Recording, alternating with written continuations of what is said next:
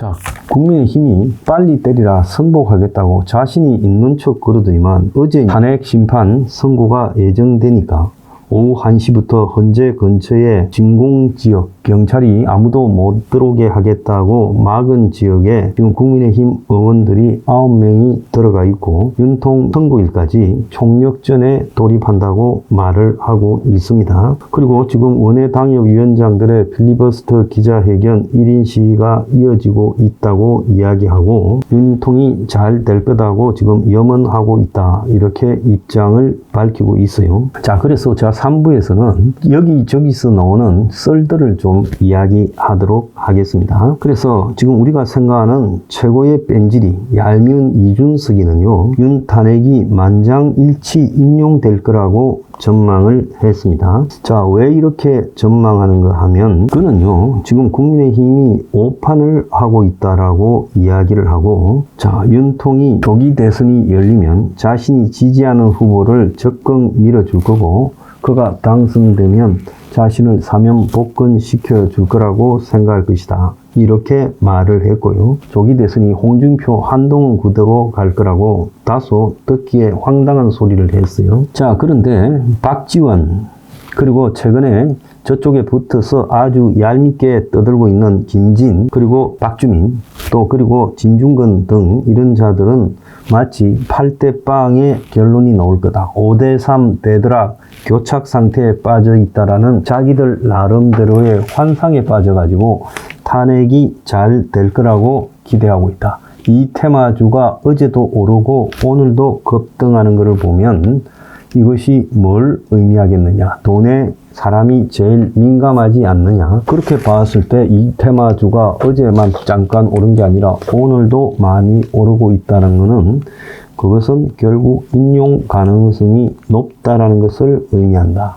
그리고 KBS도 인용 가능성이 높다라는 그런 뉘앙스의 보도를 했어요. 그래서 지금 막상 선고 날짜가 잡히고 나서부터는 민주당이 상당히 차분해졌어요. 광화문의 천막 당사를 유지하고 최상목이와 한덕수는 탄핵 결과와 관계없이 처리를 하겠다고 분이 덜 풀린 모습을 보이지만 어제부터 4월 3일 저녁까지 총력 투쟁을 하겠다는데 모여든 사람이 3,000이었다면 이것은요, 총력 투쟁이 아니라는 거예요. 아무리 저쪽이 요즘 탄핵이 장기화되면서 힘이 빠져서 사람이 안 모인다지만 저것들이 진짜 비상이다, 이건 탄핵이 기각될 것 같다라고 하면서 소집을 하면요, 몇만 명은 모으죠. 어제 집회 규모를 키우는데도 별로 신경을 쓰지 않고 있다는 겁니다. 그래서 좌파 쪽에서는 안정적인 격차가 확보되었고 그리고 이미 그것이 결정문에 담겨 있다라고 지금 이야기를 하는 거예요. 지금까지 이 탄핵이 지연된 것은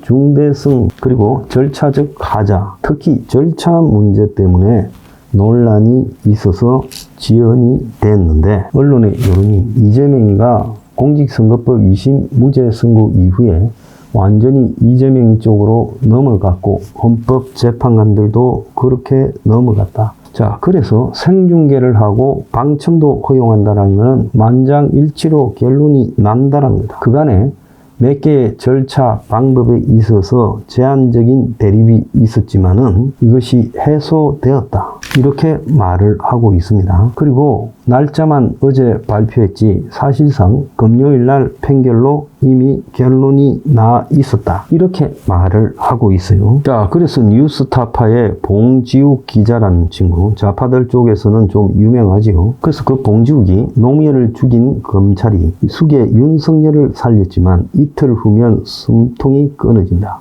굿바이 엽기 윤건희 커플, 이렇게 글을 올렸어요. 자, 그래서 이런 것들을 보면 저것들은 8대 빵이라고 자신하는 것 같아요. 자, 민주당 내부의 소스라고 돌아다니고 있는 내용들이 일부 나오는데 이재명이가 무죄 뜨고 나서 당내 시나리오가 전면 수정되었고 그래서 31일 날 월요일 날 마은영 미임명시 국민명령을 이행할 거다, 대행 등 탄핵안을 발의했고 또 헌법재판소법 개정을 내서 임기 연장을 시도하겠다고 했어요. 4월 1일에는 본회의 탄핵안을 보고하고 헌법재판소 개정안을 본회의 통과시키고 정부에 이송시키겠다고 어제는 그렇게 했고요. 4월 2일 오늘은요. 본회의에서 탄핵안을 가결, 즉 한덕수 최상목을 가결시키고 의결 정족수 151석이고 국무회의 무력화시키고 법률안 제2요구 거부권 행사를 불가하도록 만들겠다.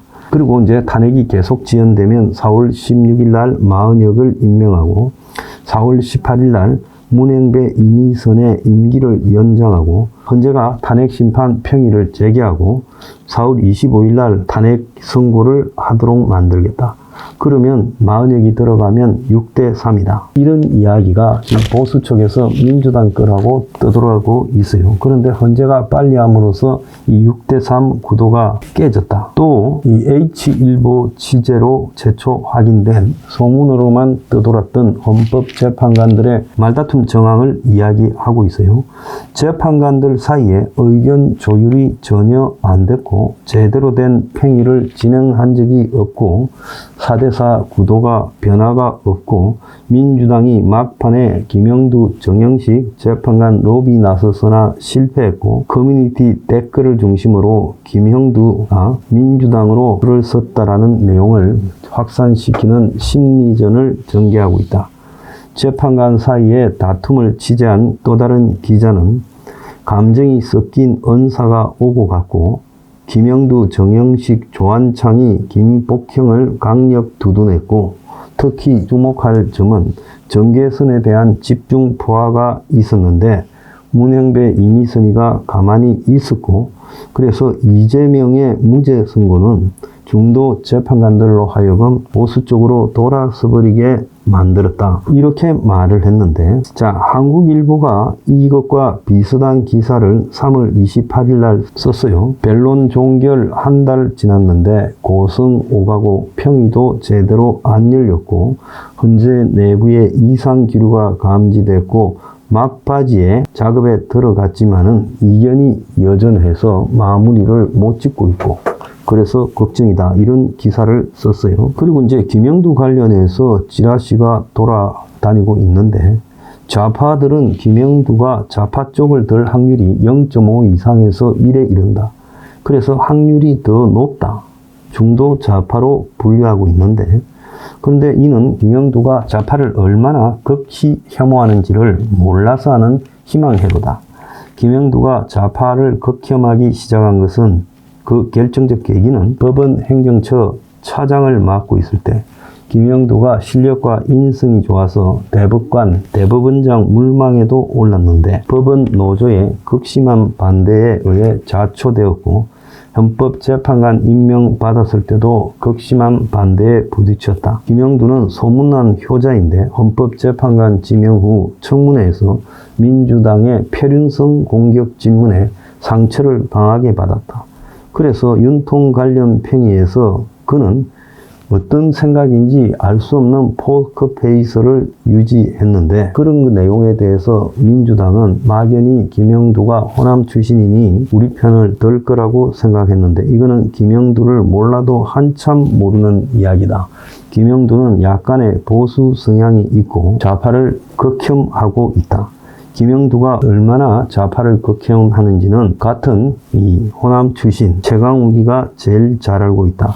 최강욱은 모 유튜브에 나와서 헌재의 헌법재판관 중에 가장 보수 성향이 강한 인물이 정영식과 김영두라고 했다. 그래서 김영두는 좌파로부터 마음의 상처까지 입은 보수 인사라서 걱정을 안 해도 된다.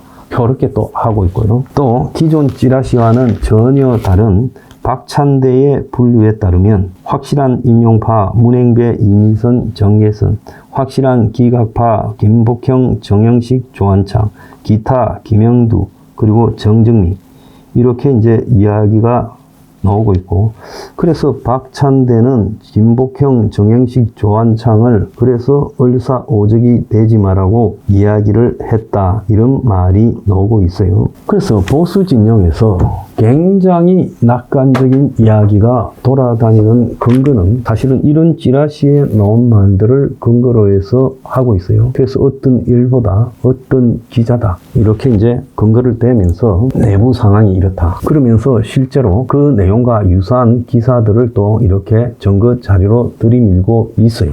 근데 이제 제가 어제 오래된 이 정보통과 한번 통화를 해봤어요. 그나마 베테랑 정보요원이다 이렇게 봐야 되는데 그 사람은 겉으로는 기각이 되는 분위기고 보수에는 다 그렇게 알고 있더라. 자기도 그렇게 생각했는데 이게 뭔가 마지막에 좀 이상한 부분이 있다. 그래서 굉장히 불길하고 초조하다. 그래서 그 이상한 부분이 뭔가 하면 날짜가 잡히니까 민주당이 오히려 차분해져 버려요. 그전까지는 그야말로 난리를 치고 있었는데 날짜가 잡히니까 차분해졌다. 이것은 민주당이 사실상 선거가 된다면 무조건 자기 쪽이라고 생각하고 있는 것 아니겠는가. 그동안에 이제 이런 일을 작업하는 기술, 즉 판사들을 보면 민주당의 이재명이가 보수 쪽보다는 월등히 뛰어난데 뭔가 확실한 증거를 가지고 있나? 그럴 정도의 수준이 되겠는가? 그리고 윤통의 침묵은 왜 그런가? 이런 부분에서 자기 의문이 풀리지 않고 있다라고 실토를 했어요. 그래서 전체적으로 보면요. 지금 돌아다니는 5대3이나 4대4 이것도요. 솔직히 8대0을 말하는 것만큼 아무런 근거도 없고 서로가 서로의 희망 회로를 각자 돌리고 있는데 문제는 민주당이 좀 수상한 것은 분명한 사실이라는 거예요. 날짜가 잡히고 난 뒤에요. 그건 제가 여러 가지 근거로 민주당이 수상하다. 그렇게 말을 하고 있지 않습니까? 그래서 주사위는 던져졌는데 우리한테 최악의 결과가 나왔을 때 우리가 어떻게 해야 될지 이것도 우리가 준비해 두고 있어야 된다. 당연하게요. 기각된다 생각하다가 우리한테 아주 인용이라는 최악의 결과가 나왔을 때 그때는 또 어떻게 싸울 건지 뭐 어떻게 할 건지 쪽이 돼서는 어떻게 할 건지 아무런 고민들을 안 하고 있잖아요. 그래서 이런 부분들로 제가 좀 생각을 해보겠다는 겁니다.